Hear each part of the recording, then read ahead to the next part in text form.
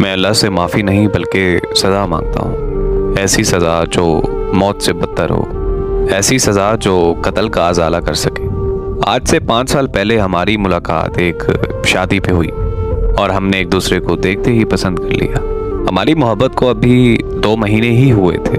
बिना किसी रुकावट के हमारी शादी हो गई। हमारी शादी के 2 साल बाद मुझे पता चला कि मेरी बीवी कभी माँ नहीं बन सकती। हम दोनों ने अल्लाह की रज़ा मान कर खुद को हौसला दे लिया। माशरे की बातों ने मेरा हौसला ज़्यादा देर तक कायम नहीं रहने दिया और मैंने माशरे की बातों में आकर दूसरी शादी का फैसला कर लिया।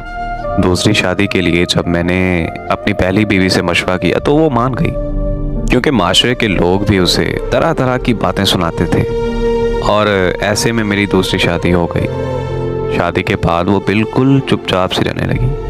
सारा दिन घर के काम करती रहती थी और शाम को अकेली एक कमरे में सो जाती थी।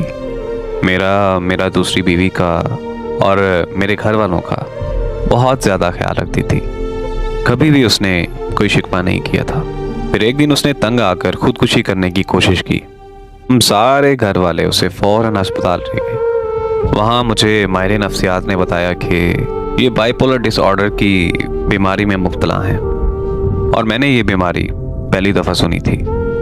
बाइपोलर डिसऑर्डर एक ऐसी ख़तरनाक बीमारी है जिसमें मुब्तला शख्स हंसते हंसते रोने और रोते रोते हंसने लगता है। ये बीमारी डिप्रेशन की आखिरी स्टेज पर होती है। इस मर्ज़ में मुब्तला मरीज़ अपनी सोच और समझ पर बेकाबू होकर अपने आप को नुकसान पहुंचाने की कोशिश करने लगता है।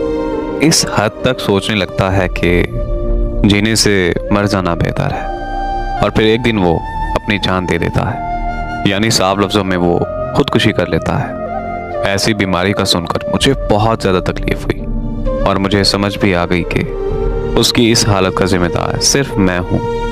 मैंने उसकी इस बीमारी का फ़ौरन ट्रीटमेंट शुरू करवा दिया और दिन रात उसका ख्याल रखने लगा और वो किसी से कोई बात नहीं करती थी, बस बिल्कुल चुपचाप बैठी रहती थी। दिन ब दिन उसकी हालत और ज़्यादा ख़राब होने लगी थी। एक दिन मैं उसकी मेडिसिन लेने मार्केट चला गया।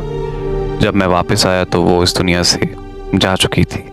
सब कहते हैं कि उसने खुदकुशी की है, पर उसने खुदकुशी नहीं की बल्कि उसका कत्ल हुआ है। उसकी मौत का ज़िम्मेदार सिर्फ और सिर्फ मैं हूँ। मर तो शायद वो की दूसरी शादी वाले दिन ही मर गई थी और देखो खुदा की कुदरत के हालात मुझे दूसरी शादी से भी नसीब नहीं हुई, क्योंकि औलाद अल्लाह ताला ने औरत के नहीं मर्द के नसीब में लिखी है।